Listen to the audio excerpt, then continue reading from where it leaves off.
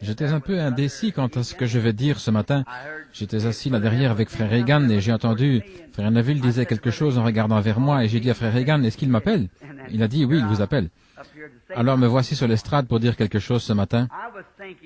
Je me disais, ce ventilateur-là, ça tire la voix, on dirait vraiment que ça l'emporte quand on parle. On dirait que le ventilateur enlève tout de suite la voix. J'entendais un témoignage quand j'étais là dans mon bureau pour prier pour cette femme au téléphone, et celle qui avait reçu le message a oublié de noter la ville de l'endroit où il fallait appeler, le message de l'épouse du docteur Morrison. Et je vais simplement vous dire ce que j'ai fait pour votre prière, à vous tous, et la mienne. J'ai posé les mains sur le téléphone, et j'ai montré du doigt le numéro de l'endroit où c'était, et j'ai demandé au Saint-Esprit d'aller vers cette femme. Si je pense qu'il écouterait ça autant que s'il ferait, et puis j'ai simplement raccroché, et il se pourrait que ce soit comme ça, que le Seigneur voulait que ce soit, oui, il se pourrait que ce soit mieux comme cela. Et alors j'ai entendu le témoignage, pendant que j'étais là, quelqu'un qui disait que Sœur Rook, je crois que frère Neville a dit qu'elle avait un genre de dépression mentale. Accrochons-nous à Dieu pour cela. En se souvenant de ceci, Dieu connaît les siens. Il connaît tout à leur sujet. Vous entendez bien là derrière? Sinon, il y a des places vides ici devant. Vous pouvez changer de place si vous voulez. Et voyons, est-ce que ceci est le micro principal? Celui-ci, c'est le micro principal? Ok. On va voir si on peut le rapprocher un tout petit peu. Et si on le plaçait juste ici, Jean? Comme ça, ce serait très bien.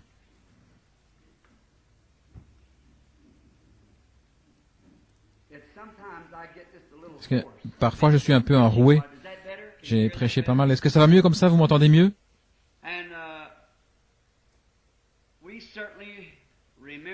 Certainement, nous voulons nous souvenir d'eux dans la prière. Et nous voudrions signaler les réunions glorieuses. Là, est-ce que c'est Sœur Rook que je vois? Je pensais que c'était cette dame-là qui lui ressemblait. Je me suis dit, certainement, je ne vois pas double. On dirait que quelqu'un lui ressemble à l'arrière. Elle est à l'hôpital Saint Edward. À Cleveland, dans le Tennessee, et aussi en Californie, nous avons eu des réunions glorieuses. Le Seigneur a béni abondamment et il a accompli beaucoup de choses. Et nous sommes heureux de cela. Nous sommes heureux de pouvoir revenir vers les nôtres, faisant le rapport de sa bonté et de la miséricorde de Dieu. Et c'est comme ça qu'il faisait dans la Bible. J'ai apprécié la prière de frère Neville ou de frère Beeler, comment il a prié pour les gens et en demandant l'aide et la miséricorde. Et si nous regardons simplement tout au long, vous verrez qu'il y a vraiment quelque chose d'authentique là-dedans. Et alors, comme frère Neville, il est venu et il a fait avancer ses diacres ici à l'estrade pour prononcer les bénédictions de Dieu sur l'offrande de l'Église.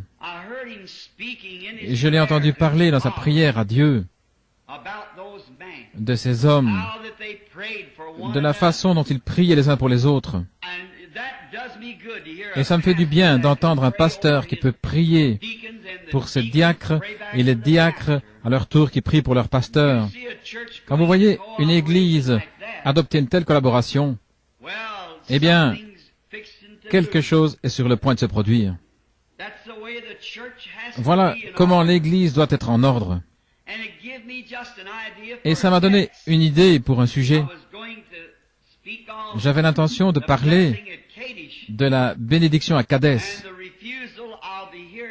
et du refus d'écouter le rapport des espions. Mais alors je me suis ravisé, j'ai décidé de parler de quelque chose d'autre. Et maintenant, en ce qui concerne la guérison, il y a juste un petit témoignage que je voudrais donner. J'espérais voir mon garçon Billy là derrière. Il a ça dans sa poche. Et Billy va beaucoup mieux dans la réunion qu'avant. Il était nerveux, bouleversé. Il parlait un peu comme ceci. Oh, va t'asseoir, va t'asseoir. Je vais vous donner une carte de prière. Et j'ai remarqué récemment qu'il y a des gens qui viennent à la réunion et vraiment il les prend en pitié. S'il lui reste plus de cartes de prière, alors il les installe dans une pièce pour que j'aille prier pour eux. Il est arrivé quelque chose à Chicago la dernière fois et je voudrais lire cette lettre, du moins s'il arrive. Je n'ai pas eu l'occasion de le voir. Il ne savait pas que je viendrais ici ce matin et que j'aurais besoin de cette lettre. Mais ça m'est simplement venu à l'esprit quand j'ai pensé à toutes ces maladies. Et voici ce qu'il en est. C'est une lettre recommandée. Je lisais dans le journal, non, on me l'a rapporté, que les journaux critiquaient Oral Roberts d'avoir prié pour une femme qui était atteinte du diabète et qui était morte. Maintenant, en tant qu'Américain, j'aime bien écouter les lois et ceux qui ont l'autorité, mais je pense que ce n'est pas juste. Je me demande s'ils voudraient parler dans le journal de tous ceux pour qui Oral Roberts a prié et qui ont été guéris et que les médecins avaient abandonné. Je me demande s'ils voudraient faire le contraire une fois, voyez-vous. Ils ne le feraient pas. Et alors je pense peut-être que le diable les a tellement brouillés, et Dieu permet cela, alors, et au jour du jugement, ils devront rendre des comptes. Mais moi je connais des milliers de gens pour qui Oral Roberts a prié, qui étaient mourants et qui sont rétablis. Ainsi, voyez-vous, ils sont injustes à ce sujet. Ils vont publier leur point de vue critique, mais ils ne publieront pas l'autre point de vue. Le journal est censé tenir le public au courant des événements qui se produisent. Alors je pense que si les êtres humains sont intéressés les uns aux autres, alors si quelqu'un est guéri, vraiment guéri, tous les journaux des États-Unis devraient publier cet article-là. Mais on ne peut pas les engager à faire cela. Non. Présentez-leur quelque chose comme ça, ils vont ricaner et s'en moquer. Mais s'il y a quelque chose à critiquer, ça montre simplement que cette nation est prête pour le jugement. C'est juste. Il doit y avoir un jugement, il n'y a pas moyen d'y échapper, et ils ne font qu'amasser des charbons ardents sur leur tête. Et ils sont tellement dissociés par rapport au principe. Le principe d'un journal, son principe, c'est d'informer le public de tout ce qui se passe, bon ou mauvais. Mais ils se sont éloignés de leur principe. Et lorsqu'ils sont éloignés de leur principe, alors ils n'accompliront pas leur but correctement. Et c'est la même chose avec l'Église. Lorsque l'Église s'est éloignée de ses principes, elle ne peut jamais servir les saints correctement. Nous devons rester ensemble. Nous devons être unis. Nous devons être d'un même cœur, d'un même accord. Sinon, nous ne pourrons jamais servir ni Dieu ni les gens, à moins d'être d'un même cœur, d'un même accord, à soutenir les principes de la Bible et les choses que Dieu a dites, qui sont justes. Nous devons toujours nous tenir près de ces choses-là. Billy avait mis dans la pièce à Chicago, quelqu'un était venu vers lui, une femme, avec son mari qui avait un cancer du poumon et il mourait. Et sa femme était une victime de la polio, elle était dans une chaise roulante. Et elle essayait de prendre soin d'un homme qui arrivait à peine à se mettre debout et qui avait un cancer au poumon. Et Billy lui a dit, « Je suis désolé, monsieur. » Il a dit, « J'aimerais bien vous donner une carte de prière, mais il ne m'en reste plus une seule. » Et il a dit, « Eh bien, d'accord, fils. » Il a dit, « Nous sommes efforcés de venir jusqu'ici, mais c'est vraiment pas facile pour nous. » Billy a dit, « Je vais vous dire ce que je vais faire. Je vais aller chercher papa, je vais le faire entrer, ensuite je le ferai sortir. Et à ce moment-là, dès que vous aurez entendu son message, alors prenez votre femme et vous et entrez dans cette petite pièce-là par laquelle je passe et je lui demanderai de prier pour vous. » Il a dit, « Oh, ça c'est un beau geste de ta part, mon fils. » C'est bien, voyez, voilà une attitude. C'est bien, c'est formidable. Et ce soir-là, Billy, quand il est allé là, contrairement à ce qu'il avait dit, il y avait là son beau-frère qui saignait, qui souffrait d'hémorragie pulmonaire, et aussi sa belle-sœur qui saignait à l'estomac à cause d'ulcères. Ils étaient entrés là avec eux. en prétextant les aider à entrer. On doit faire attention, sinon on pourrait remplir toute une pièce, voyez. Mais après être passé là pour prier pour eux, nous avons reçu une lettre par la poste disant que cet homme est parfaitement guéri du cancer des poumons. La femme, son épouse, qui était dans le fauteuil roulant, elle est sur pied, elle se déplace aussi normal qu'avant. Et l'homme qui souffrait d'hémorragie des poumons, causée par la tuberculose, est complètement guéri, et son épouse est guérie de ses ulcères. Tous les quatre guéris d'un seul coup. Je me demande si les journaux voudraient publier ça. Voyez? Oh, mais Dieu est toujours Dieu. Il fait simplement les choses à sa manière, vous savez. Et il est tellement bon. Nous sommes tellement heureux de savoir qu'il est Dieu. Nous parlions l'autre matin d'un jeune prédicateur que nous connaissions. Il avait l'habitude d'aller partout prier pour les malades. Il est allé prier pour une personne à l'hôpital de Louisville. C'était un cas de tuberculose et cette dame est morte. Ce jeune homme a dit, eh bien, il est utile, il n'y a pas de Dieu, il tiendrait sa parole. Il a dit, je les ointe exactement comme dit la Bible. S'il ne tient pas sa parole, il n'est pas Dieu. Il a dit, c'est juste un livre. Maintenant, ça semblerait comme ça, à moins de connaître Dieu. Et c'est une partie des Écritures, mais ce n'est pas toute l'Écriture. C'est sur la base de la foi de l'individu. Et j'ai dit à ma femme, j'ai dit, il s'est passé tant de choses qui me le font savoir. Je sais pas ce qui va m'arriver à la fin. Il se pourrait que je suive la même voie. Si jamais Dieu retirait sa main miséricordieuse sur moi, eh bien, je suivrai la même voie. Mais tant qu'il gardera sa main de miséricorde sur moi, je resterai sous sa conduite, je continuerai. Mais j'ai demandé à Méda et j'ai dit, qui était dans la chambre ce matin-là après la vision où j'ai vu ma petite fille Sharon? En fait, l'autre jour, j'ai failli m'évanouir. J'étais dans la rue et vous connaissez mon histoire de la vision que j'ai eue. Je regardais, j'ai vu venir près de moi une jeune fille qui descendait la rue ici à Jeffersonville, tout à fait exactement comme cette vision. J'ai dû me serrer les mains. Elle ressemblait tellement à la vision que j'avais eue de ma petite Sharon. Il y avait une jeune femme là. Et après cette vision ce matin-là, quand dans la gloire, Hope me disait, elle avait le bras autour de mes épaules, elle disait, ne te fais pas de soucis pour nous, Bill. Nous sommes mieux comme cela. Je voulais me suicider. Et elle a dit, ne te fais pas de soucis, promets-moi que tu ne te feras plus de soucis. Et j'ai dit, je ne peux pas promettre ça à Hope, parce que je me fais du souci, c'est plus fort que moi. Et je suis sorti de la vision, j'étais debout là, dans cette chambre sombre. Et c'était pas une vision, ni une imagination, mais son bras était encore autour de moi. Et elle me tapotait. Et je me suis dit, attendez une minute. Je ne savais pas comment l'appeler à ce moment-là, une vision, j'appelais cela une transe. Et j'ai dit, ceci, sa main est encore là. J'ai dit, est-ce que tu es là, Hope? Elle a dit, Bill, promets-moi que tu ne feras plus de soucis pour moi à mon sujet et Sharon. Parce que j'étais vraiment au bout de la route. J'étais sur le point de me suicider. Et j'ai dit, je te le promets. Et elle m'a serré dans ses bras. Elle m'a tapoté avec sa main. Et puis j'ai dit, Hope, où es-tu? J'ai avancé à tâtons jusqu'à ce que j'ai saisi la petite chaîne de la lampe.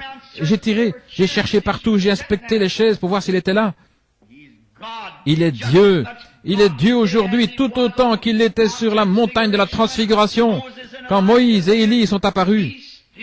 Il est toujours Dieu. Nous pouvons passer par beaucoup de difficultés et d'épreuves. Souvenez-vous simplement qu'il y a quelqu'un qui sait, qui éclaire le chemin, qui rend la chose réelle. Je ne sais pas ce qu'il y a derrière le rideau, mais je sais une chose. Je cours vers le but de la vocation céleste.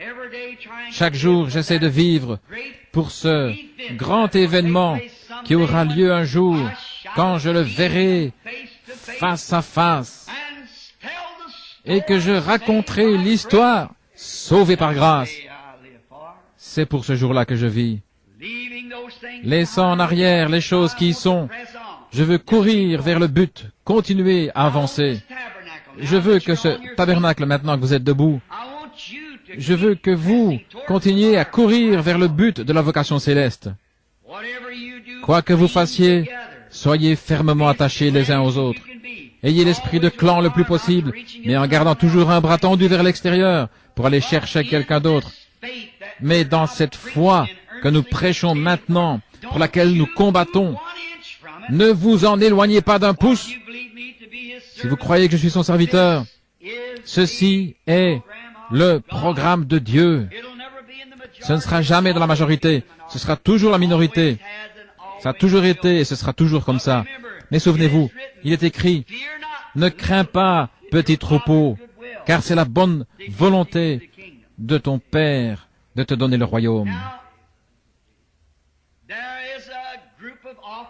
Maintenant, il y a un groupe d'offices dans notre Église, des diacres, des administrateurs, surveillants de l'école du dimanche, pasteurs, selon l'ordre établi dans notre Église. Et vous êtes les gens qui avez élu ces offices et ces pasteurs. Je suis simplement le surveillant général, je suis là pour veiller à ce que tout se déroule bien, pour donner des conseils, ainsi de suite. Et c'est vous qui élisez votre pasteur, qui élisez vos administrateurs, qui élisez vos diacres, qui élisez chaque office qu'il y a dans l'Église. C'est vous, les gens. Et c'est votre devoir de vous tenir près de ces hommes. Oui. Ils vont faire des erreurs. Ce sont des hommes, des mortels. Ils feront des erreurs. Mais si le président des États-Unis commet une erreur, est-ce qu'on va le renvoyer comme président? On oublie ça et on va de l'avant. C'est ainsi que nous voulons faire avec notre Église maintenant.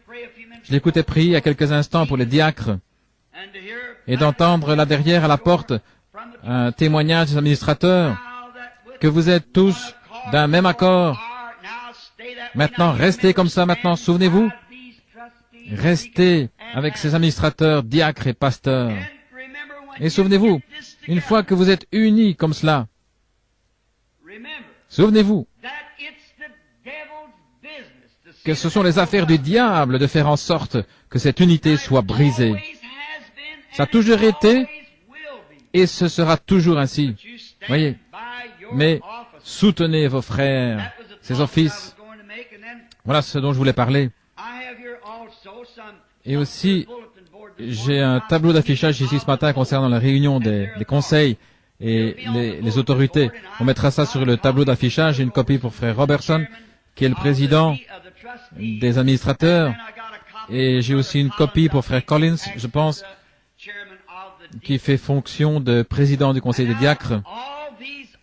Et maintenant, tous ces offices sont établis selon les Écritures. Ils doivent avoir les règles bibliques de ce qu'ils doivent faire. Par conséquent, les administrateurs ont leur office à eux et les diacres ont leur office à eux. Le surveillant de l'école du dimanche a son office à lui et le pasteur est la tête du troupeau. Maintenant, selon chacune de ces fonctions, ils ont des choses en commun et je pense que vous ne devriez pas avoir vos réunions ensemble, mais séparément selon chaque fonction, parce que les diacres n'ont rien à dire aux administrateurs, à moins d'avoir quelque affaire à leur soumettre. Et vice-versa, les administrateurs sont responsables des finances, de ce qui concerne le bâtiment, ils n'ont rien à voir avec les diacres. Les diacres sont les policiers de l'Église et les assistants du pasteur. Et les administrateurs sont responsables de tous les biens. Les administrateurs n'ont rien à voir avec le côté spirituel et le diacre n'a rien à voir avec le côté financier. Par conséquent, ce doit être, et le surveillant de l'école du dimanche est responsable de son école du dimanche. Donc, j'ai tout ça rédigé et tapé à la machine pour qu'on puisse le mettre là au tableau. Nous allons aussi le mettre dans un cadre, la doctrine pour laquelle l'Église se tient, et nous allons l'afficher là, dans un cadre, les principes sur lesquels nous tenons, la doctrine de l'Église. Maintenant, pour être une Église, nous devons avoir une doctrine. Ne plantons pas de jalons en disant nous allons jusque-là et pas plus loin. Dans la communion fraternelle avec tout le monde, nous allons aussi loin que Dieu nous permettra d'aller dans ses Écritures avec les gens. Alors restez ensemble, soyez d'un même accord, d'un même cœur, et allez de l'avant pour Dieu. Voilà ce que Dieu veut que vous fassiez. Maintenant, prions. Ensuite, nous irons dans la parole. Ô précieux Seigneur, maintenant nous sommes sur le point de nous approcher de la parole divine ou la lecture de cette parole. Que ton Saint-Esprit nous interprète ce dont nous avons besoin. Et donne-nous de parler, Seigneur, et d'agir, de vivre, en sachant que nous sommes tous tes enfants par grâce, puisque tu nous as appelés. Qu'il y ait une communion fraternelle dans cette Église, car nous sommes sur le point d'émerger dans un grand mouvement. C'est ce qui nous semble qui va susciter d'autres ministres pour aller dans les champs de mission là-bas. Ou si tu devais m'envoyer dans différentes régions du monde pour y établir la foi, je pourrais alors présenter un ministre prêt, disposé, formé pour prendre la relève, et que la foi qui a été transmise aux saints une fois pour toutes, et pour laquelle nous nous tenons bravement, devienne un cercle autour du monde. Accorde le Seigneur. Que ce petit tas de mauvaises herbes, c'est ce que c'était le jour où nous l'avons consacré, que ce soit une église qui s'élève ici, Seigneur, d'où sortiront des ministres et des évangélistes, et des docteurs et des missionnaires qui iront vers toutes les régions du monde. Nous voudrions demander ce matin une bénédiction spéciale pour notre frère et notre sœur Stricker qui souffrent en ce moment. Mais nous savons que nous devons tous subir ces épreuves. Chaque fils qui vient à Dieu doit être châtié, mis à l'épreuve, et si nous abandonnons facilement et que nous faisons demi-tour, alors nous sommes des enfants illégitimes et non les enfants de Dieu. Donne à frères et sœurs Stricker la force et la puissance pour qu'ils restent à leur poste, quitte à devoir mendier leur nourriture, mais que ta main bénissante soit sur eux. Car nous savons, mais il se pourrait que ce soit grâce à cet effort même que tu montres aux autochtones d'Afrique ce qu'est un vrai chrétien. Accorde le Seigneur maintenant et que tout se fasse selon ta volonté. Bénis ce pasteur, frère Neville. Nous prions, Seigneur, que tu fasses de lui un berger du troupeau, comme tu l'as fait dans le passé. Et nous n'oublions pas sa charmante petite épouse, qui est très malade. L'ennemi voudrait laisser frère Neville avec ce groupe d'enfants sans mère.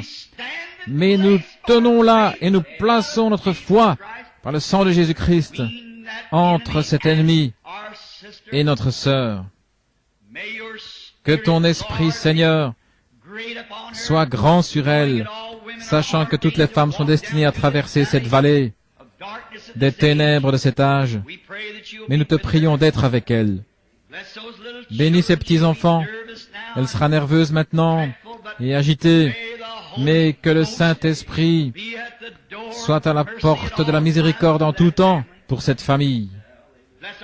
Bénis notre conseil des administrateurs, notre frère Wood et notre frère Egan, frère Robertson, et tous les autres, Seigneur, les diacres, les administrateurs, et tous ceux qui œuvrent ensemble dans l'Église. Nous te prions, Seigneur, de leur donner exercer leur mandat dans la sainteté et dans la justice.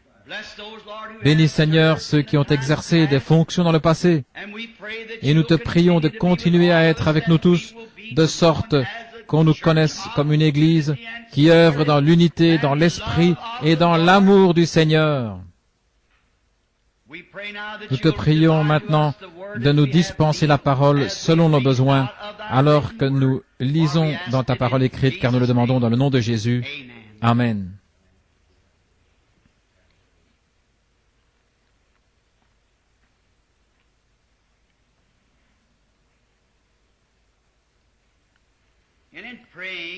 Et en priant, je pensais, pendant que nous demandions la bénédiction pour notre conseil, notre nouveau conseil des administrateurs, je pensais à frère Fleeman et frère Dilsman et ceux qui sont assis là, qui ont été de bons collaborateurs précédemment.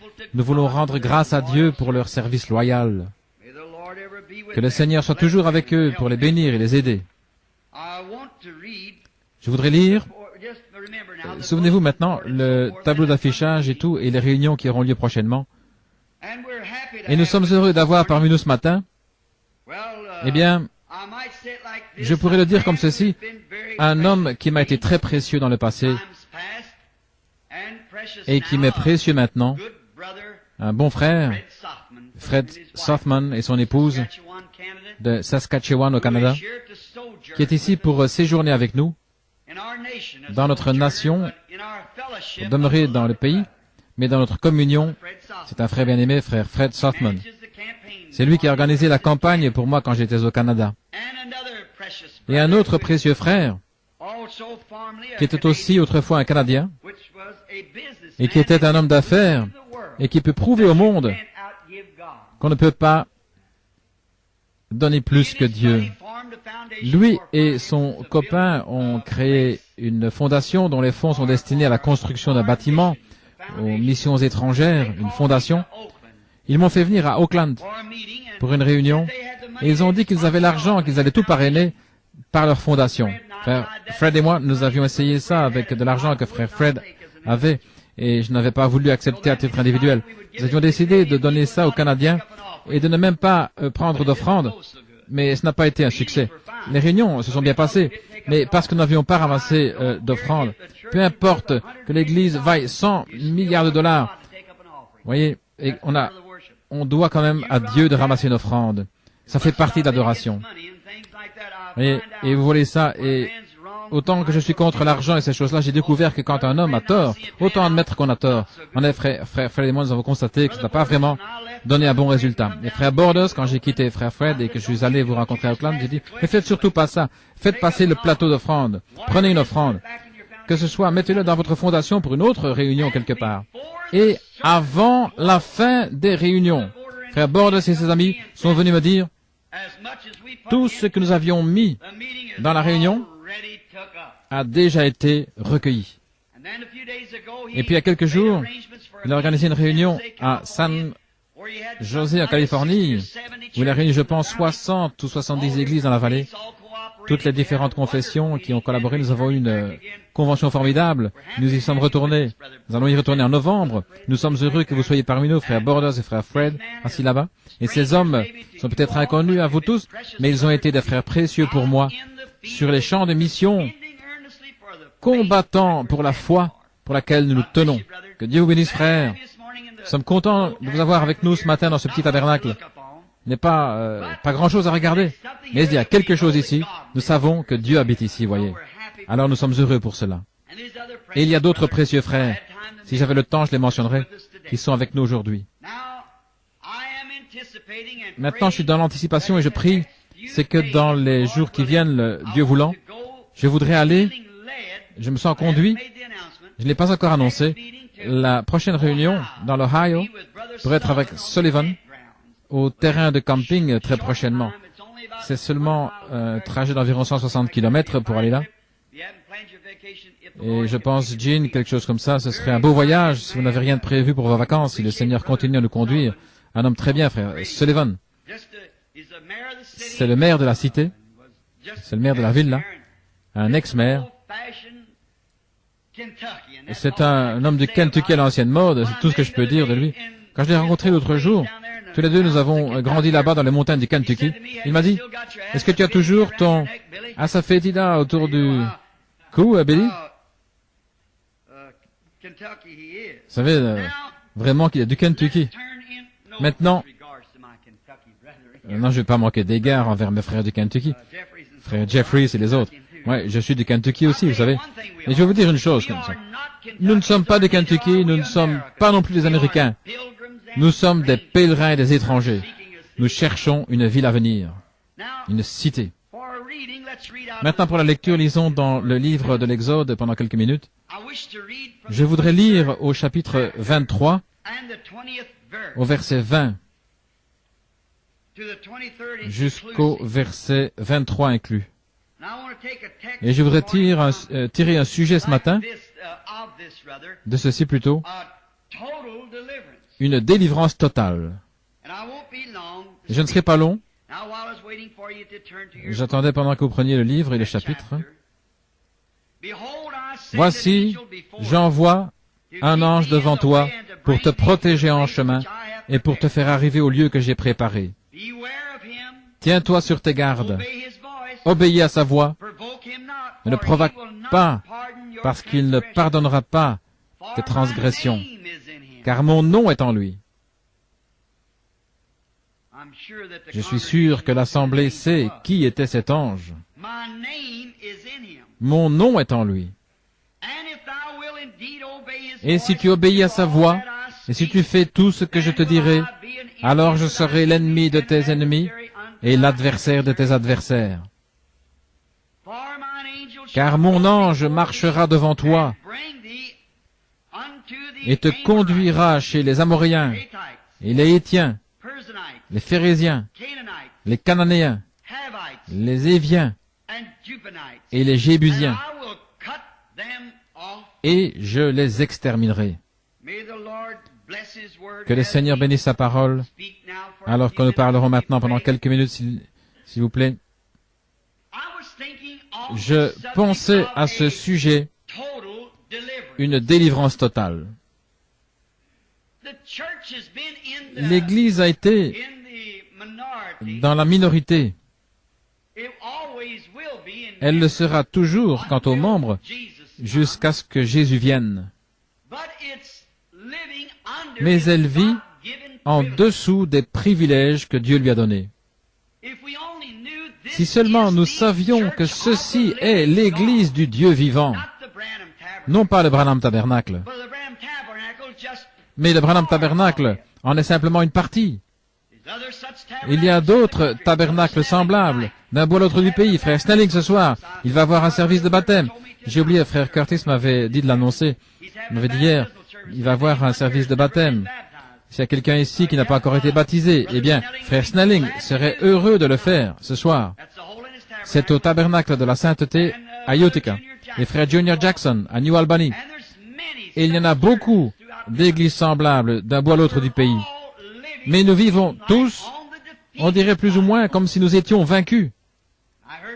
J'ai entendu frère Neville annoncer ce matin, j'étais là derrière, c'est que ça m'est venu à l'esprit, que les gens, semble-t-il, s'éloignent de la délivrance. Ça semble être quelque chose que les gens ont vu et alors ils mettent ça de côté, eh bien Dieu peut le faire, mais ce n'est pas la bonne attitude. Maintenant Moïse, quand il a été appelé par Dieu, il était un prophète total, complet. Quand Dieu envoie un homme pour faire quoi que ce soit, il l'équipe complètement de tout ce qu'il lui faut. Si Dieu appelle un homme à être un prédicateur, il met quelque chose en lui avec quoi prêcher. S'il l'appelle à être un docteur, il met quelque chose en lui pour enseigner. S'il l'appelle à être un prophète, il met quelque chose en lui pour voir des visions, pour être un prophète. Dieu équipe toujours complètement son homme. Et c'est exactement ce qu'il a fait quand il a envoyé Moïse en Égypte. Il l'a élevé d'une certaine façon. Et il l'a instruit d'une certaine façon. Et il l'a modelé, il l'a formé, il l'a façonné. Après qu'il avait promis à Abraham, des centaines d'années auparavant, qu'il délivrerait les gens, alors qu'il avait prévu qu'il formerait Moïse exactement comme Moïse l'a été. Moïse était un prophète complet. Et alors, puisqu'il était un prophète complet, tout comme vous, si vous êtes un chrétien,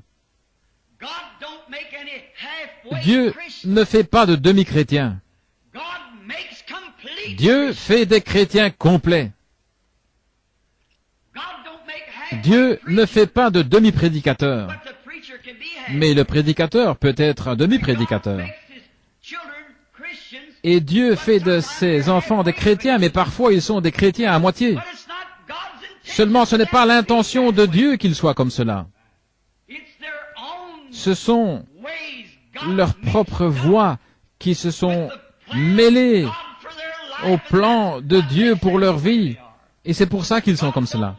Dieu ne veut pas qu'ils soient des demi-chrétiens ou des demi-prédicateurs, faisant des compromis de part et d'autre. Il veut qu'ils se tiennent complètement dans la brèche. Maintenant Moïse, Dieu avait fait de lui un prophète complet pour une délivrance complète. Et Moïse s'était complètement abandonné dans les mains de Dieu. C'est la raison pour laquelle il était ce qu'il était.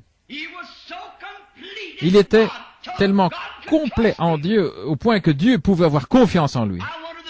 Je me demande ce matin si en tant que chrétien, si nous avons abandonné notre propre volonté et si nous sommes complètement abandonnés à Dieu, à tel point que Dieu peut avoir confiance en nous, dans la position où il nous a placés. Je me demande ce matin, si moi-même, si je pourrais être tellement abandonné à Dieu, au point que Dieu puisse avoir confiance en moi, avoir confiance en Frère Neville, avoir confiance en notre conseil des administrateurs, des diacres, des membres de notre Église. Nous avons tous une place et nous avons un devoir. Le ministre a une place. Son devoir, c'est de se tenir là et de prêcher les richesses insondables de Christ sans faire de compromis. S'il est appelé à être un prédicateur, il n'épargnera rien envers personne s'il est appelé à être un prédicateur. Et le membre de l'Église, il est appelé à être un membre de ce groupe-là. Alors il ne fera aucun compromis. Si l'Église croit qu'on ne doit pas jouer à des jeux d'argent, alors ce membre ne touchera jamais un jeu de cartes. Nous ne croyons pas à la boisson, alors il tournera complètement la tête de la boisson. Si nous ne croyons pas dans les jeux d'argent ou fumer, les membres de cette Église ne devraient jamais toucher une telle chose. Dieu donne une délivrance complète. Lorsque il le fera si nous nous abandonnons complètement à lui. Si nous nous remettons complètement entre ses mains, alors Dieu pourra vivre en nous. Christ, l'espérance de la gloire. Il pourra se refléter en nous alors que nous nous enlèverons du chemin. Alors nos pensées seront ses pensées. Pouvez-vous imaginer Christ fumer un cigare? Pouvez-vous imaginer Christ en train de boire ou de jouer aux cartes? Alors si votre esprit est une partie de son esprit, il veut qu'il en soit ainsi par votre confession, mais vous permettez au diable d'entrer et de prendre le contrôle. Et pendant tout ce temps, tout au fond de votre cœur, vous savez que vous avez tort en faisant ces choses. Et lorsqu'un membre parle mal d'un autre, vous savez que c'est mal. Vous avez reçu l'ordre de prier les uns pour les autres. Et non pas de parler en mal les uns contre les autres, mais de vous aimer les uns les autres. Et si quelqu'un est abattu, relevons-le, aidons-le. Alors, ça fera de nous un groupe de croyants unis. Maintenant, quand nous n'obéissons pas à ça, alors nous n'obéissons pas à Dieu et nous ne plaisons pas à Dieu. Ainsi donc notre Église, les gens ne peuvent pas prospérer, l'Église ne peut pas avancer. C'est parce que nous sommes désunis. Comme Jésus l'a dit, un peu de levain fait lever toute la pâte. Maintenant, si le conseil de l'Église, ou par exemple les diacres, s'ils venaient dire que nous devrions construire un nouveau tabernacle, si c'est le vote des diacres, si on a consulté les administrateurs qui n'ont pas l'argent pour le faire, alors ils auront un programme de construction comme nous avons maintenant. Alors c'est présenté à l'Assemblée générale comme on devrait le faire, toute l'Église étant souveraine. Et puis si l'Église vote en faveur du nouveau tabernacle, alors nous devrions tous ensemble collaborer à la construction de ce nouveau tabernacle. Franchement, moi-même, quand ils m'ont parlé d'un nouveau tabernacle, pour moi, j'étais contre cette idée-là. C'est juste. J'ai dit, nous n'avons pas vraiment besoin d'un nouveau tabernacle. Je vais probablement m'en aller très bientôt, puisque le Seigneur m'a montré... Alors à quoi bon avoir un nouveau tabernacle? Nous n'avons pas l'argent pour cela. Ensuite, je suis venu. J'ai considéré le sentiment de l'Église, que l'Église, en majorité, semblait le vouloir. Alors qu'est-ce que j'ai fait? J'ai sacrifié mes propres pensées et je me suis rallié à l'Église. Bien sûr. Faisons-le, c'est ainsi que nous tirons au sort, comme ça que c'était dans la Bible. Comme l'Église votait, la souveraineté, les groupes de gens, ils se réunissaient. L'union fait la force. Et donc j'ai dit, certainement, si c'est ce que l'Église veut, si c'est ce que Dieu veut, il a plus d'autorité par le vote de tout un groupe de gens que par moi, parce que je n'ai aucune vision pour dire que ça ne devrait pas être.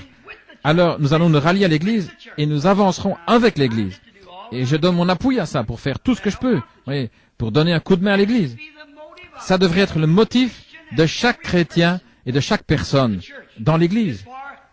C'est de nous unifier et de nous serrer les coudes. Ce pourquoi l'Église vote, c'est ce que nous devrions soutenir.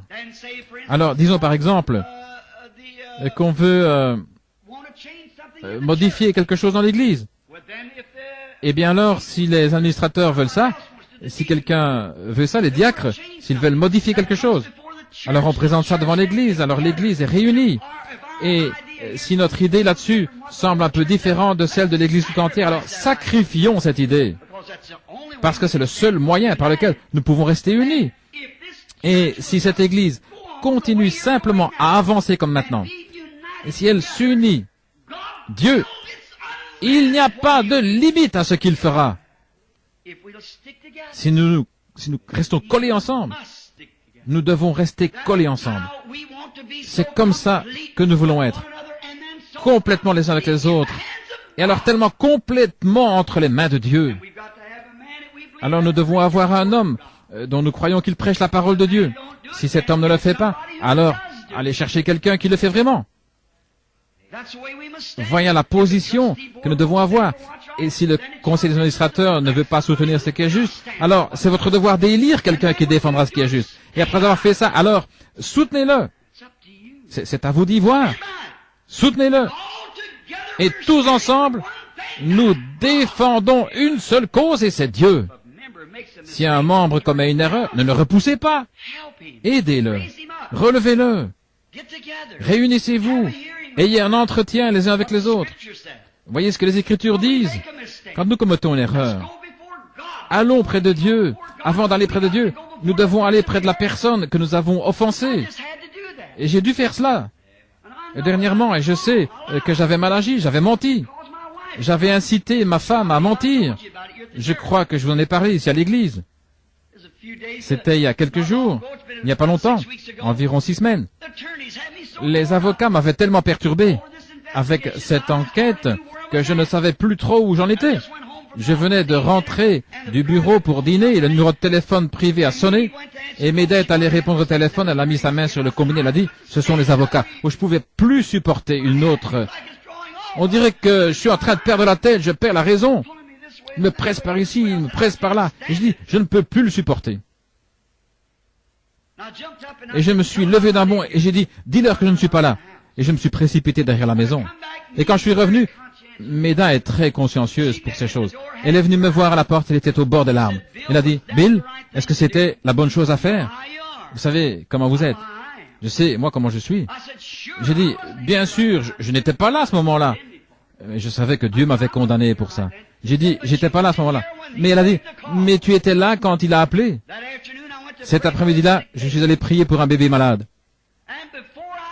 Et avant de quitter la maison, le téléphone a sonné de nouveau. Et le petit Joseph est allé vite saisir le téléphone. Il a dit, papa, tu veux que je leur dise que tu n'es pas là? Voyez-vous comment le péché corrompt? Quel genre de famille on aurait là à la fin? 1 Jean, chapitre 5, au verset 21. Si notre cœur ne nous condamne pas, alors nous avons de l'assurance devant Dieu. Mais si notre cœur nous condamne, comment pouvons-nous avoir de l'assurance devant Dieu? Nous savons que tant que nous avons un péché qui n'est pas confessé, il ne nous exaucera jamais, il ne nous entendra pas. C'est fort, mais l'Église a besoin de ces choses. Alors, je me suis mis à prier pour ce bébé. Et au moment où j'allais lui poser les mains, le Seigneur m'a repris, il a dit, « Tu as dit un mensonge. Tu n'es pas digne de prier pour ce bébé. » Je me suis détourné de cet homme et j'ai dit, « Monsieur, attendez ici. Je dois aller rectifier quelque chose. » J'ai appelé l'avocat. Je suis allé au bureau. Je l'ai fait venir, j'ai dit, « Écoutez, monsieur, j'ai dit un mensonge. J'ai fait mentir ma femme. Elle a dit que je n'étais pas là et je m'étais précipité derrière la maison. J'ai confessé ça et je lui en ai parlé. Il s'est avancé, il a mis les mains sur mon épaule et il a dit, « Frère Branham, j'ai toujours eu confiance en vous, mais maintenant, j'ai plus confiance que jamais. » Un homme, il a dit, qui est prêt à réparer cet tort. Je lui ai dit, je me suis mis à prier pour un bébé et le Seigneur me condamnait vraiment dans mon cœur parce que je savais que j'avais mal agi. Alors le lendemain, ma femme m'a dit, « Où vas-tu » J'ai dit, « Je vais à ma caverne. » Je suis allé à ma caverne, au nord de Charlestown, là où je vais depuis des années. J'y suis entré et j'ai prié toute cette journée-là.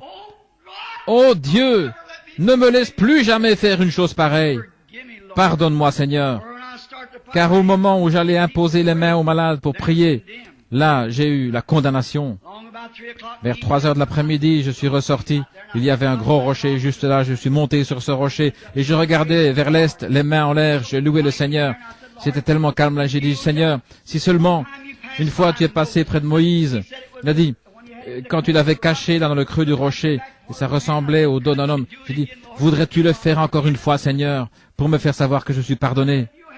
Et j'ai dit, si tu veux bien m'aider pour me mettre quelque chose à l'esprit, j'ai dit, Seigneur, je ne suis pas très fort mentalement, parce que je n'ai pas d'instruction.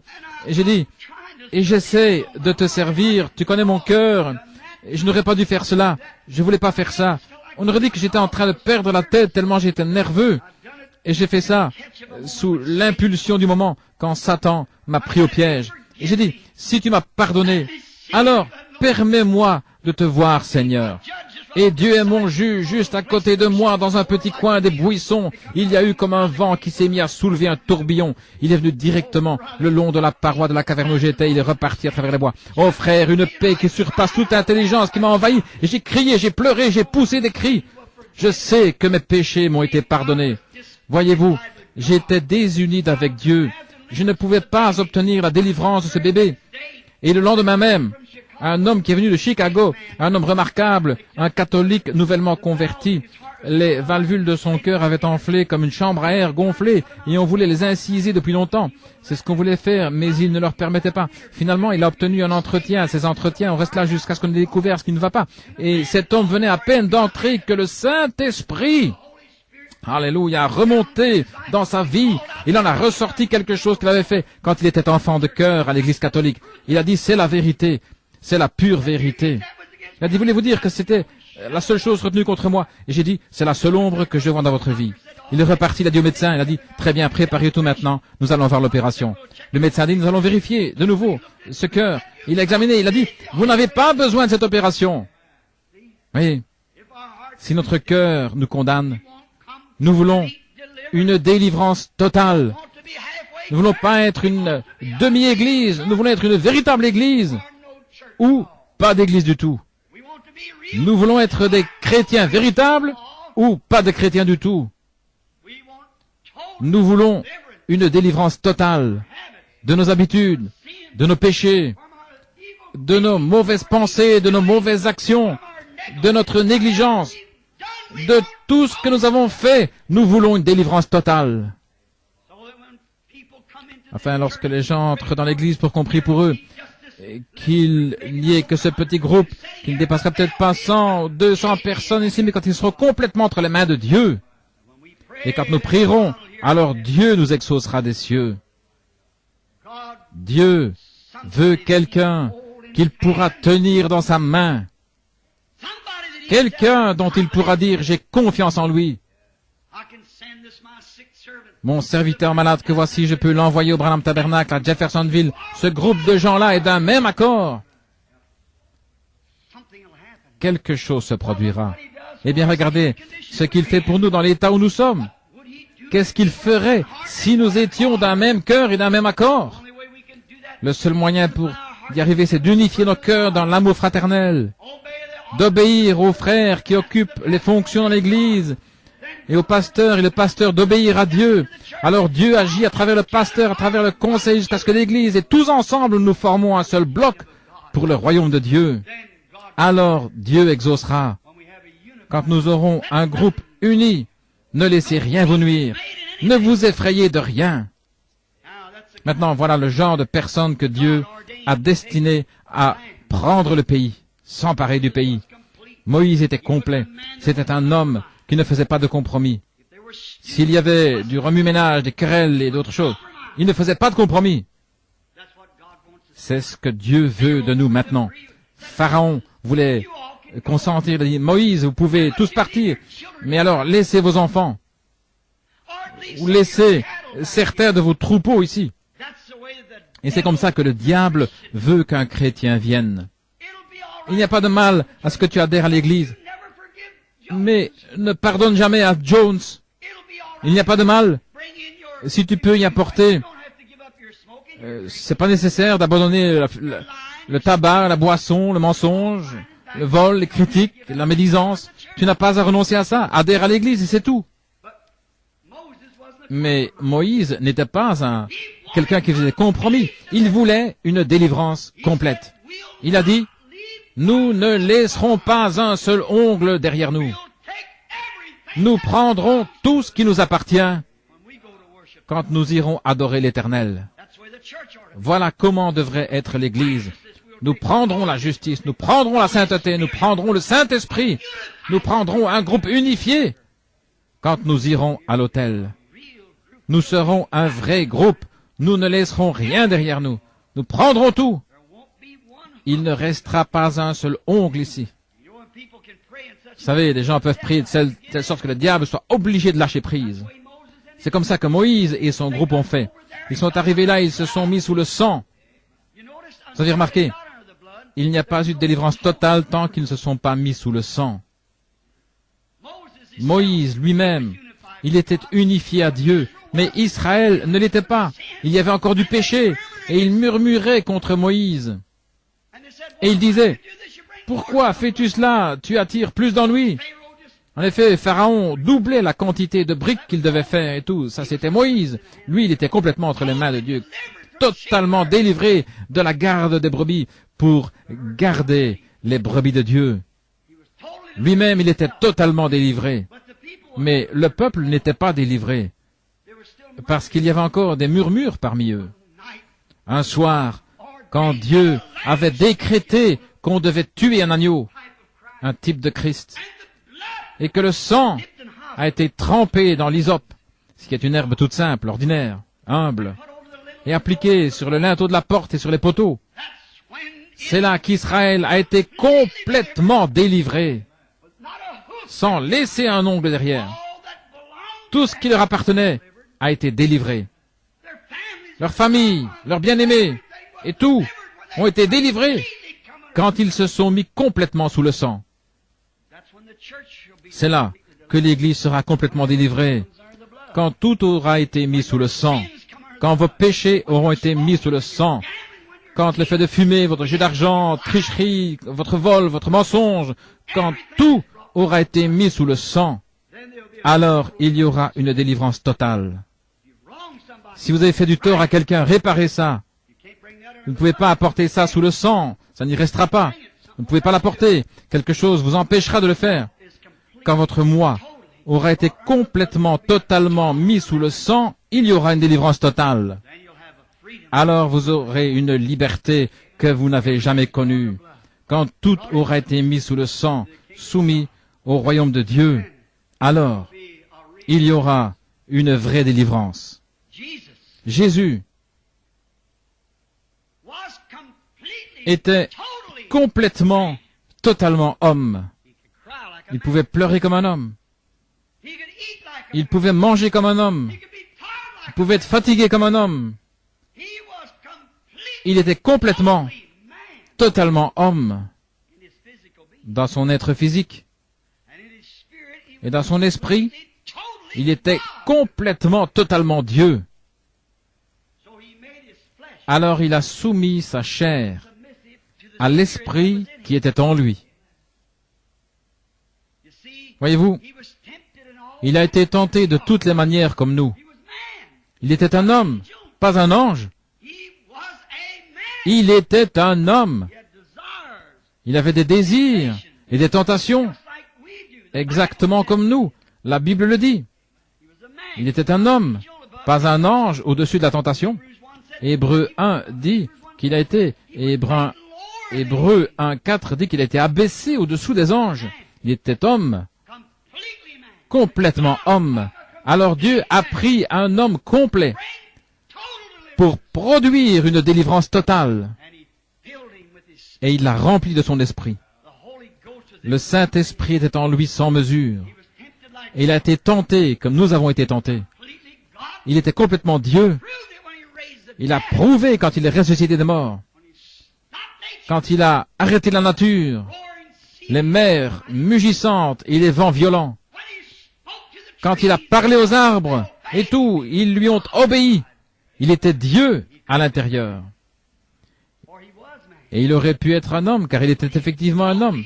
Mais il s'est totalement et complètement remis comme homme entre les mains de Dieu pour être au service de Dieu. Et il est notre exemple. Nous sommes des hommes et des femmes. Nous sommes aussi des chrétiens. S'il est notre exemple, remettons-nous complètement entre les mains du Saint-Esprit afin d'être des sujets du royaume de Dieu. Il était totalement homme, totalement Dieu. Mais il a abandonné ses parties naturelles et ses parties physiques, sa propre pensée, ses propres actions, ses propres soucis. Il a déjà fait uniquement ce qui est agréable au Père. Voilà. Totalement délivré des êtres humains. Les sacrificateurs sont venus vers lui, les grands hommes, et ils disaient, « Rabbi, tel et tel. » Et ils ont essayé de l'acheter pour qu'il adhère à leurs affiliations et leurs dénominations. Mais il a été totalement délivré parce qu'il s'était confié en Dieu. Le psalmiste n'a-t-il pas dit, « Tu le délivreras car il s'est confié entièrement en moi. » Voyez, je délivrerai mon unique des chiens parce qu'il s'est confié en moi. Alors, nous arriverons à la fin du voyage de la vie. C'est ce que je désire pour la mienne. Je sais ce que c'est ce que vous désirez pour la vôtre. Je désire qu'ils disent, je le délivrerai des mâchoires de la mort, car il s'est confié en moi. Je le délivrerai de la tombe, le matin de la résurrection. Je le délivrerai totalement, âme, corps et esprit, parce qu'il s'est confié en moi. Toutes les œuvres de Jésus étaient complètes. Tout était complet. Il délivrait totalement. Il a totalement délivré le lépreux de la lèpre. Il a totalement délivré la femme à la perte de sang, de sa perte de sang. Il a totalement délivré le monde du péché quand il est mort au jour de l'expiation. Il a totalement délivré tout péché. Il a délivré l'Église. Alors nous n'avons pas besoin d'être des gens qui vivent au-dessous de leurs privilèges. Nous n'avons pas besoin de vivre dans un état de défaite parce qu'il a vaincu le diable. Et il a pris toutes les dominations, les autorités et les a assujetties sous ses pieds. Alors elles n'ont aucun droit légal de régner sur vous. Nous sommes des chrétiens, remplis du Saint-Esprit. Nous n'avons pas à laisser le diable nous dicter sa volonté. Christ nous a délivrés. une délivrance totale. Il nous a délivrés du mal, il nous a délivrés du péché, il nous a délivrés des habitudes, du commérage, délivrés des propos injurieux, il nous a délivrés de toutes sortes de saletés. Il nous a totalement délivrés. Il nous a mis dans ses saintes mains une délivrance complète, totale. Il a délivré nos maladies. Il nous a délivrés de la maladie. En effet, nous avons un titre de propriété incontestable. Alléluia. Car il a été blessé pour nos transgressions et par ses meurtrissures, nous avons été guéris. Il est notre guérisseur. C'est pourquoi cette pauvre petite femme, victime de la polio, qui essaie de prendre soin d'un mari qui se mourait du cancer, elle est entrée dans les sphères de la présence de Dieu. Elle avait la foi. Les médecins avaient fait tout ce qu'ils pouvaient. Alors elle a suivi les instructions de Dieu et elle a été totalement délivrée. Les disciples ont une délivrance totale. Une délivrance absolument totale. Pourquoi? Parce qu'ils étaient complètement et totalement remplis du Saint-Esprit. Quand vous n'êtes qu'un membre d'église qui a serré la main du pasteur, ou qui a une petite expérience comme de sauter, pousser des cris, parler en langue, ou quelque chose comme cela, vous avez encore de la méchanceté dans votre cœur, des comportements bizarres, dire des mensonges, fumer la cigarette, convoiter les femmes. Il y a quelque chose qui ne s'est pas encore produit. Il y a quelque chose qui ne va pas, car celui qui aime le monde ou les choses du monde, l'amour de Dieu n'est pas en lui. On vous a induit en erreur. C'est à leurs fruits que vous les reconnaîtrez. Nous voulons tous ensemble, nous unifier au Saint-Esprit. Tous les membres devraient s'unifier les uns aux autres. L'amour de Dieu est répandu dans nos cœurs par le Saint-Esprit. Il nous purifie de toute iniquité. Nous sommes délivrés des choses du monde. Jésus a dit, « À ceci tous connaîtront que vous êtes mes disciples, si vous avez de l'amour les uns pour les autres. » Quand un membre aime tellement l'autre membre qu'il donnerait sa vie pour lui. Quand une vilaine chose commence, que le monde extérieur, certaines femmes vous disent, « Voyons, donc ma chère, ça voudrait mieux que tu fasses ceci ou cela, que tu portes ceci, que tu fasses cela, ou que tu fasses ceci, que tu sortes avec cette bande exaltée. » Nous sommes tellement unifiés avec Dieu. Vous direz, eh bien frère Branham, c'est une tentation très forte. Mais c'est pour ça que Christ est mort. Le diable est vaincu. Nous voulons une délivrance totale. Nous voulons une église qui est pure, propre, sans mélange, lavée dans le sang de l'agneau et remplie du Saint-Esprit avec des signes, des prodiges et des miracles. Délivrer totalement chacun. Cher Dieu, tu n'acceptes quelque chose à moins que ce ne soit totalement délivré. Tu ne pourrais pas recevoir le sacrifice qui a un défaut. Tu ne recevras jamais une prière d'une personne qui a du péché quelque part dans sa vie. Tu ne peux simplement pas le faire, Seigneur. Tu ne l'as pas fait dans les âges passés. Tu ne peux pas le faire aujourd'hui. Mais il faut que le sacrifice soit sans défaut. Seigneur Dieu, alors que nous nous déposons nous-mêmes sur l'autel, comme vie sacrifiée, enlève de nous, ô Seigneur, toute tache de péché. Je dépose complètement mon âme, mon corps, ma force, mes efforts, avec cette Église ce matin sur l'autel. Purifie-nous par ton sang. Et pardonne-nous de chaque péché que nous avons commis, et que le glorieux Saint-Esprit demeure en nous en abondance et que sa présence nous accompagne en quittant ce tabernacle ce matin, si bien que nous saurons en nous-mêmes qu'il nous a pardonnés. Alors la prière sera « Pardonne-nous nos offenses, comme nous pardonnons à ceux qui nous ont offensés. » Accorde-le, Seigneur. Sois près de nous maintenant. Bénis-nous et garde-nous jusqu'à ce que nous nous retrouvions pour le culte de ce soir, que nous y venions avec des mains propres et un cœur pur, que tu ne rejetteras pas, car nous voulons une délivrance complète et totale de tout ce qui nous empêcherait d'être la lumière du monde. Une lampe qui est placée sur une colline, non pas sous le boisseau, mais une lampe qui est placée sur la colline et qui donne la lumière pour guider les pas des gens sur le droit chemin. Accorde le Père. Nous le demandons au nom de Jésus et pour sa gloire. Amen.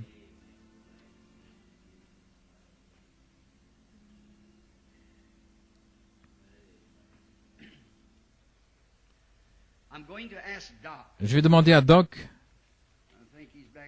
je pense qu'il est là-bas au fond, ou à l'un des diacres qui est présent, pour que l'Église puisse lire ceci. Doc, viens mettre ça sur le tableau d'affichage pour que l'Église puisse voir ça en sortant. Et puis Frère Collins, s'il est ici, est-ce que Frère Collins est ici? Donnez-lui l'autre. Très bien.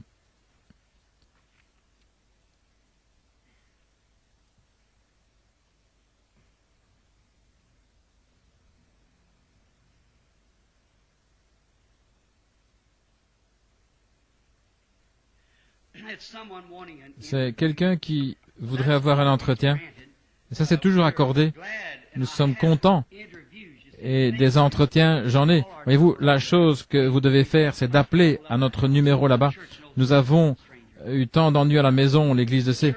Et ce sont des nouveaux venus. L'Église est au courant. On devrait mettre un petit bout. Je vais demander qu'on affiche ça dans l'Église pour ceux qui viendront. Voyez-vous, il y en a tellement que nous ne pouvons pas nous occuper de tout. On les prend un, par numéro. Voyez, si vous voulez simplement téléphoner à Butler 21519 Butler et n'importe quel membre qui voit quelqu'un qui a un besoin, je suis toujours content de voir les gens. Mais nous avons une méthode habituelle. Il y a des gens qui ont déjà appelé plusieurs fois. Et vous voyez, nous les faisons passer l'un après l'autre. Vous voyez, autrefois on faisait ça un peu au hasard, n'importe comment. On passait, on sautait, les gens rentraient chez eux déçus et tout. Maintenant, tout était mis en ordre. Et c'est de ça que nous essayons de parler maintenant, voyez-vous, de tout mettre en ordre de façon parfaite. Et je serais content de voir ces chères personnes, s'ils veulent simplement composer Butler 21519 1519 et M. Mercier ou M. Gaud, l'un des deux, répondra au téléphone et il vous dira exactement quand vous pourrez avoir un rendez-vous. Nous avons un local là-bas climatisé et prêt pour qu'on puisse recevoir les gens et prier pour eux. Nous ne demandons pas mieux que de faire cela. Maintenant, la raison pour laquelle je ne viens pas à l'église, les gens pensent que je cherche à m'éloigner des gens. Ce n'est pas ça. J'essaie précisément, voyez, d'être tout à fait en ordre. Voilà ce que je veux. Voyez-vous, nous ne faisons pas exception de personne. Chaque personne, n'importe qui, n'importe où, n'importe quand, voyez-vous, la couleur, le credo, ça n'a rien à voir là-dedans. On va là, on rencontre les gens. S'ils ont un besoin, on reste là avec Dieu jusqu'à ce qu'on ait une solution. Voyez, pour ce qui concerne les réunions, s'ils veulent savoir quelque chose, bien sûr, on s'en occupe, puis on classe ça. Ça, c'est uniquement la conduite du Saint-Esprit. Je pense que ça, c'est juste, voyez, sur un pied d'égalité, sans exception de personne. Vous voyez, il y a des gens qui étaient venus pour qu'on prie pour eux ce matin et qui étaient malades et qui voulaient qu'on prie pour eux. Très bien. Il n'y en a pas. Alors, chantons ce bon chant-là pour l'adoration. Que pouvons-nous chanter ce matin? Qu'est-ce qui peut effacer mon péché? Tu connais ça, Teddy? Rien d'autre que le sang de Jésus.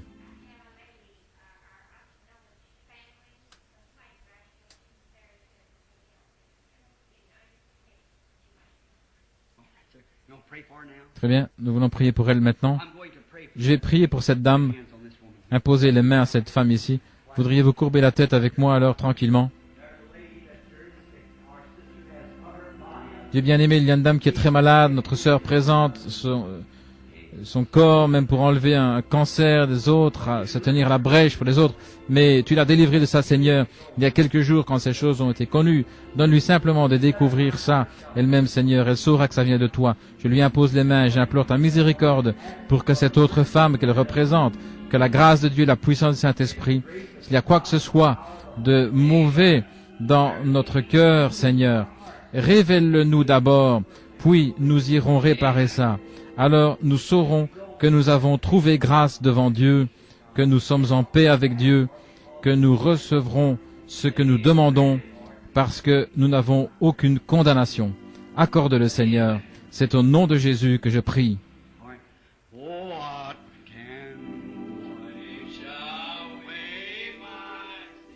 Qu'est-ce qui peut effacer mon péché? Rien d'autre que le sang de Jésus. Qu'est-ce qui peut me rétablir, me guérir? Rien d'autre que le sang de Jésus.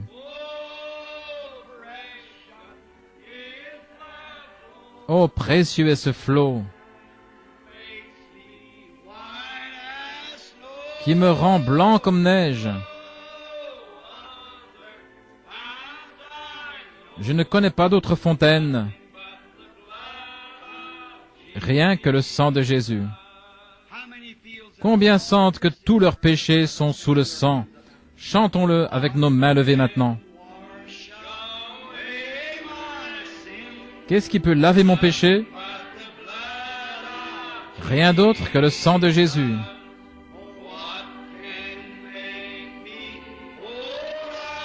Qu'est-ce qui peut me rétablir? Rien d'autre que le sang de Jésus.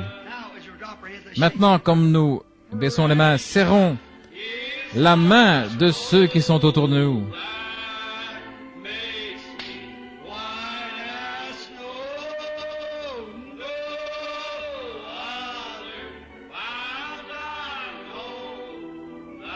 Je ne connais pas d'autre fontaine, rien d'autre que le sang de Jésus.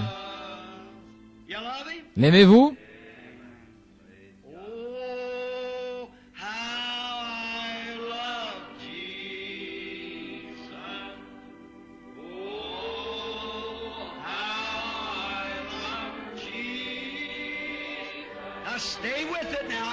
Maintenant, tenez-vous-en à ça là, tout le monde. Accrochez-vous à Dieu.